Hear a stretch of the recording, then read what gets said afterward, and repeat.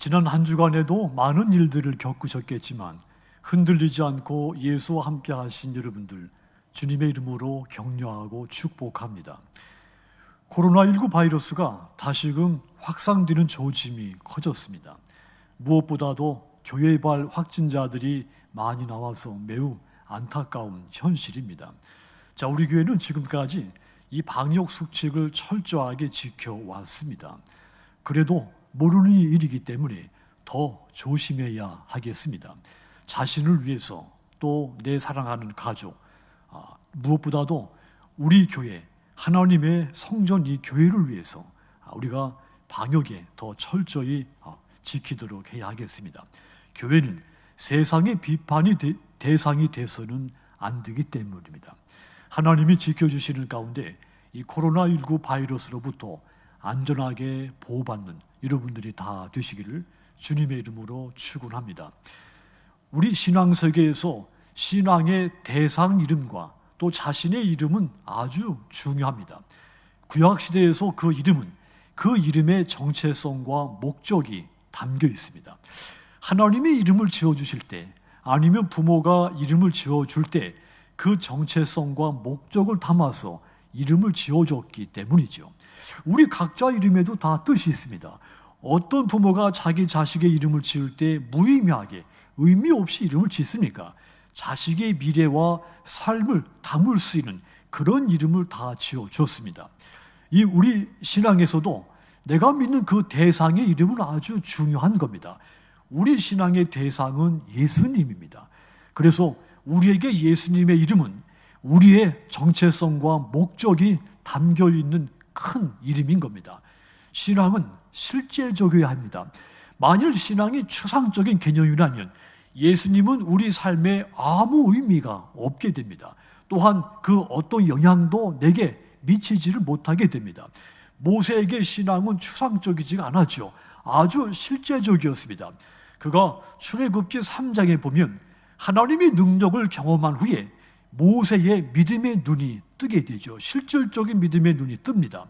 물론 그 이전까지는 모세의 신앙은 개념에 있었습니다. 추상적이었죠. 하지만 하나님의 능력을 뜨겁게 경험하고 나서부터는 그의 신앙이 추상에서 실제로 바뀌기 시작을 했죠. 홍해 앞에 섰을 때 그의 믿음은 실제로 위력을 발휘하게 됩니다. 신앙이 모세의 삶에 놀랍도록 실제적인 영향을 크게 끼쳤다는 이야기입니다. 베드로에게도 마찬가지입니다.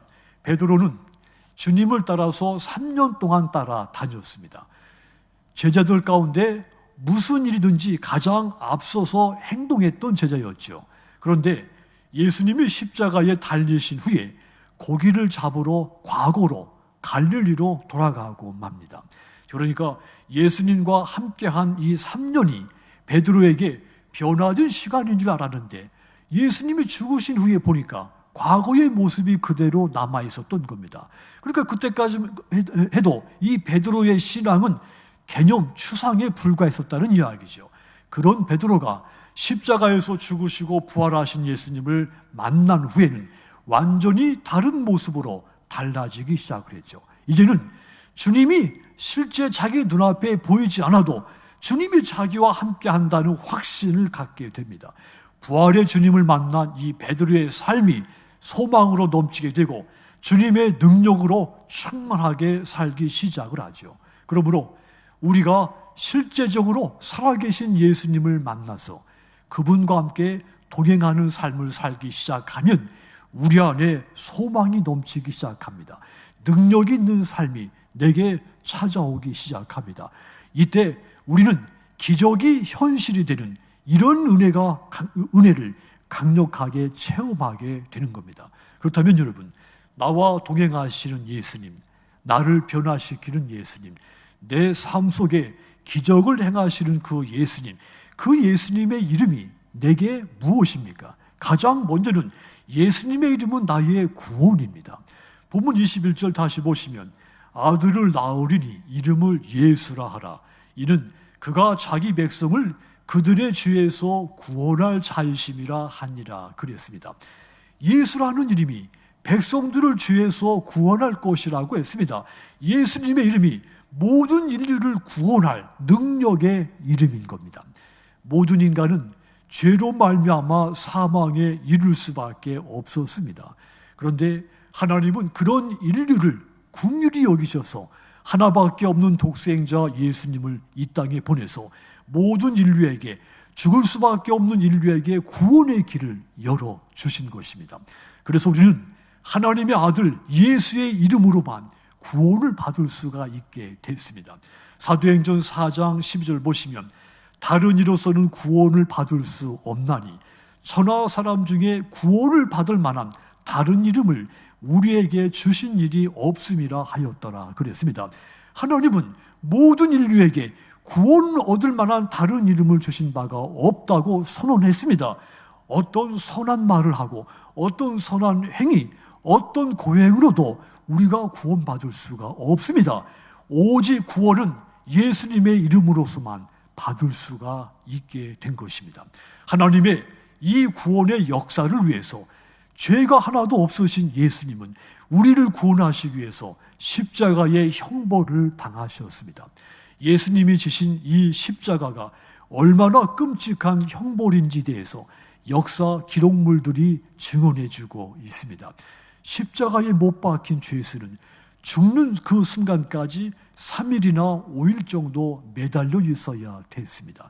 배고픔과 목마름, 육체적인 고통은 말할 것도 없고 팔이 모기같이 피를 좋아하는 날벌레들이 입과 코를 막고 피부를 파고드는 등 형벌 중에 가장 고통스러운 형벌이 십자가 형벌입니다. 예수님께서 이렇듯 상상만 해도 끔찍한 이 형벌을, 죽을 수밖에 없는 저와 여러분들을 대신해서 이 십자가 형벌을 당하신 것입니다. 성경은 이 십자가에 달리신 예수님을 믿으면 누구든지 구원을 받게 된다고 선언했습니다. 요한복음 1장 12절 보시면 영접받은 자, 곧 그 이름을 믿는 자들에게는 하나님의 자녀가 되는 권세를 주셨다. 우리 죄를 대신해서 지신 그 예수님, 그분을, 십자가를 대신 지신 그 예수님, 그분을 영접하는 자 누구든지 하나님의 자녀가 된다 했습니다. 로마서 10장 13절도 보시면 누구든지 주의 이름을 부르는 자는 구원을 받으리라 그랬습니다. 주의 이름을 부르는 자, 그가 어떤 사람이 되었든지, 유대인이 됐든지 이방인이 됐든지, 그가 어떤 인종이든지 모든 것들을 초월해서 그의 이름을 부르는 자마다 구원을 얻는다 했습니다. 그래서 예수님의 이름은 우리에게, 모든 인류에게 구원의 능력인 것입니다. 그런데 어리석은 사람들은 자신의 구원을 위해서 다른 이름을 부르기도 하죠. 열왕기상 18장에 보시면 엘리야 선지자가 바알 선지자 450명, 아세라 선지자 400명과 맞서 싸우는 이야기가 있습니다. 엘리야 선지자는 여호와 하나님의 이름을 불렀고, 바알 선지자와 아세라 선지자들은 바알 신과 아세라 여신의 이름을 불렀습니다. 엘리야 선지자에게는 구원이 임했고 바알과 아세라 선지자들에게는 구원이 임하지 않았습니다. 그들이 신앙하는 신은 그들에게 구원의 신이 아니었기 때문입니다. 예수님의 이름은 우리와 모든 민족을 구원하시는 이름입니다. 우리는 언제든지 예수님의 이름으로 구원받고 예수님의 이름으로 의롭게 되는 것입니다. 그러므로 여러분들에게 구원이신 그 예수님의 이름을 날마다 부르시면서 감사와 영광을 그분께 돌리시기를 주님의 이름으로 축원합니다. 또한 예수님의 이름이 우리에게 무엇입니까? 우리의 권세가 됩니다. 예수님께서 이 땅에 오셔서 공생의 사역을 마치시고 십자가에서 죽으시고 승천하시면서 제자들에게 명령을 내립니다. 그것이 마태복음 28장 18절에서 20절이죠. 여기 보면 예수께서 나와 말씀하여 이르시되 하늘과 땅의 모든 권세를 내게 주셨으니 그러므로 너희는 가서 모든 민족을 제자로 삼아 아버지와 아들과 성령의 이름으로 세례를 베풀고 내가 너에게서 분부한 모든 것을 가르쳐 지키게 하라. 볼지어다 내가 세상 끝날까지 너희와 항상 함께 있으리라 하시니라. 이 말씀대로 하나님께서 하늘과 땅의 모든 권세를 하나님의 아들 예수 그리스도의 이름 속에 담아서 우리에게 보내주신 것입니다. 우리가 권세가 있다 이렇게 말할 때 흔히 우리는 높은 사람이 낮은 사람에게 힘을 과시할 때 그때를 생각하면서 권세가 있다 이렇게 말을 합니다. 그런데 여러분, 예수님의 이름 속의 권세는 세속적인 권세가 아닙니다. 승리와 치유와 회복의 권세입니다. 악한 영들과의 싸움에서 승리하고 질병을 치유하며 무너진 삶을 온전히 회복시키는 권세입니다. 사도행전 보면 성령이 충만한 베드로와 요한이 기도하기 위해서 성전에 들어갈 때 미문에 앉아있던 40년 된 안진뱅이가 그들에게 구걸을 하죠. 그때 베드로가 은과 금은 내게 없거니와 내게 있는 것으로 내게 주노니 곧 나사렛 예수의 이름으로 일어나 걸으라 선언을 했죠. 예수의 이름의 권세로 그를 일으켜 세운 겁니다. 그러자 그가 일어나 기뻐 뛰고 걸으면서 예수님을 찬양하고 하나님께 영광을 돌렸습니다. 예수님의 이름의 권세 앞에서 그의 장애가 순식간에 사라지게 된 겁니다. 하지만 이 감동스러운 일을 지켜본 대제사장이 이 베드로와 요한을 잡아오게 가두죠. 그러면서 그들에게 명령합니다. 사도행전 4장 7절 보시면 사도들을 가운데 세우고 묻되 너희가 무슨 권세와 누구의 이름으로 이 일을 행하였느냐 하고 질문합니다. 그때 베드로가 성령이 충만해서 대답했죠. 4장 8절과 10절입니다. 이에 베드로가 성령이 충만하여 이르되 백성의 관리들과 장로들아 만일 병자에게 행한 착한 일에 대하여 이 사람이 어떻게 구원을 받았느냐고 오늘 우리에게 질문한다면 너희와 모든 이스라엘 백성들은 알라. 너희가 십자가에 못 박고 하나님이 죽은 자 가운데서 살리신 나사렛 예수 그리스도의 이름으로 이 사람이 건강하게 되어 너희 앞에 섰느니라 대답했죠. 대제사장이 무슨 권세로 이 일을 행했느냐 질문했을 때 베드로가 하나님이 죽은 자 가운데서 다시 살리신 예수의 이름의 권세가 이 안진뱅이를 건강하게 해서 지금 보듯 여러분 앞에 서게 만들었다 증언을 한 겁니다. 안진뱅이에게 예수의 이름이 치유하시는 권세였던 것입니다. 사무엘상 17장에 보시면 다윗과 골리앗의 싸움이 있습니다. 거대한 체구의 골리앗은 갑옷을 걸치고 창과 검을 가지고 이스라엘 백성들과 군사들과 싸우기 위해서 나왔습니다. 그런데 이스라엘 백성들 쪽에서는 다윗이 작은 조약돌 5개밖에 없는 그런 모습으로 나타난 겁니다. 하지만 다윗이 말하기를 사무엘상 17장 45절 보시면 다윗이 블레셋 사람에게 이르되 너는 칼과 창과 단창으로 내게 나오거니와 나는 만군의 여호와 이름으로 이름 곧 네가 모욕하는 이스라엘 군대의 하나님의 이름으로 네게 나아가노라 선포를 하죠. 다윗이 조약돌 5개를 가지고 칼과 창과 단창으로 중무정한 이 거인 골리앗에게 만군의 여호와의 이름으로 네게 나아간다 선포를 한 겁니다. 다윗에게 만군의 여호와 하나님의 이름이 다윗에게 권세였기 때문입니다. 다윗에게 유일한 무기는 다른 것이 아니었습니다. 하나님의 권세 있는 그 이름이 다윗에게는 유일한 무기였던 것이죠. 결국 골리앗은 하나님의 권세 있는 이름 앞에 무너지고 말았습니다. 여러분, 하나님께서는 오늘 우리에게도 가장 귀하고 놀라운 무기를 줬습니다. 이 무기가 바로 권세 있는 예수님의 이름이신 겁니다. 그런데 우리가 이 엄청난 무기를 하나님께 받았는데 이 무기를 사용하지 않고 살 때가 많습니다. 이것은 우리 삶에서 가장 큰 실수인 겁니다. 그래서 조그만 일, 어려운 일을 만나면 절망하고 좌절하고 환경과 주변 사람들을 불평을 합니다. 여러분, 나 혼자 힘으로 살 수 없는 것이 내 인생입니다. 그래서 우리에게는 하나님이 무기로 주신 예수님의 이름의 권세가 필요한 겁니다. 예수님께서도 새벽마다 빈들에 나가셔서 하나님께 기도하시며 권세와 능력을 구하셨습니다. 우리에게도 이 영적 에너지가 필요한 겁니다. 하나님께서 우리에게 허락하신 최대의 에너지, 최고의 권세는 예수님의 이름의 권세인 겁니다.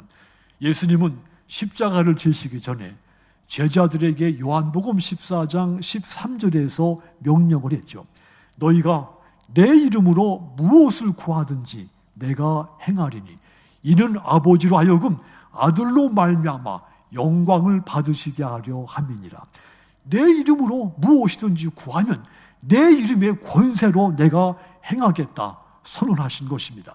예수님은 우리가 그 권세 있는 이름을 사용하시기를 원하시는 것입니다. 우리가 그분의 이름을 많이 사용하면 사용할수록 하나님의 영광이 내게서 더욱 빛이 나게 되는 것입니다. 우리 삶에서 능력을 발휘할 수 있는 것은 내 이름에 있지 않습니다. 내가 가지고 있는 실력에 있지 않습니다. 오직 예수님의 이름만이 우리에게 권세가 있어서 능력을 발휘하게 만드는 겁니다. 그러므로 여러분들의 권세가 예수님의 이름에 있다는 사실을 크게 깨달으셔서 예수님의 권세로 날마다 영적 싸움에 승리하시고 날마다 치유와 회복의 역사를 체험하시는 여러분들이 다 되시기를 주님의 이름으로 축원합니다. 또한 예수님의 이름이 우리에게 무엇입니까? 가장 높은 존귀한 이름입니다. 내 인생에서 예수라고 하는 그 이름보다 더 높은 이름, 존귀한 이름은 없습니다. 히브리서 2장 7절 보시면 그를 잠시 동안 천사보다 못하게 하시며 영광과 존귀로 관을 씌우시며, 하나님께서 예수님을 가장 존귀하게 하셨다는 말입니다. 그래서 바울은 디모데전서 6장 16절에서 말했죠. 오직 그대에게만 죽지 아니함이 있고 거기 가까이 가지 못할 빛에 거하시고 어떤 사람도 보지 못하였고 또 볼 수 없는 이시니 그에게 존귀와 영원한 권능을 돌릴지어다 그랬습니다. 오직 그 예수님만 존귀하게 여기라 그랬습니다. 여러분, 하나님은 하나님의 이름이 존귀하게 여겨지기를 원하십니다. 느헤미야 9장 5절 중간부터 보시면 너희 하나님 여호와를 송축할지어다. 주여, 주의 영화로운 이름을 송축하올 것은 주의 이름이 존귀하여 모든 송축이나 찬양에서 뛰어남이니이다 그랬습니다. 하나님의 이름이 존귀하니 너희는 영원부터 영원까지 주의 이름, 하나님의 이름을 송축하라 했습니다. 그래서 예수님께서도 제자들에게 이름이 거룩히 여김을 받으시며 이렇게 기도하라고 명령을 한 겁니다. 십계명도 나 여호와의 이름을 함부로 부르지 말라고 명령했습니다. 하나님의 존귀하심이 그 이름에 있기 때문입니다. 그래서 하나님은 하나님의 백성들에게 하나님의 이름을 주시지만 그러나 그 이름을 아무렇게나 쓰는 것을 원치 않으십니다. 가장 두렵고 떨리는 마음으로 하나님의 그 존귀한 이름을 쓸 것을 원하시는 겁니다. 조성기 목사님의 설교 가운데 이런 간증을 제가 읽었습니다. 미국의 뉴 올리언즈에 4개의 그 일본 그 일식집, 큰 일식집을 운영하고 또 큰 중고차 매매센터를 운영하고 있는 한국인 2세, 그러니까 1.5세대 한국인이 있답니다. 자, 이분은 아버지의 신앙을 그대로 물려받아서 단 한 번도 교회를 떠난 적이 없었다고 합니다.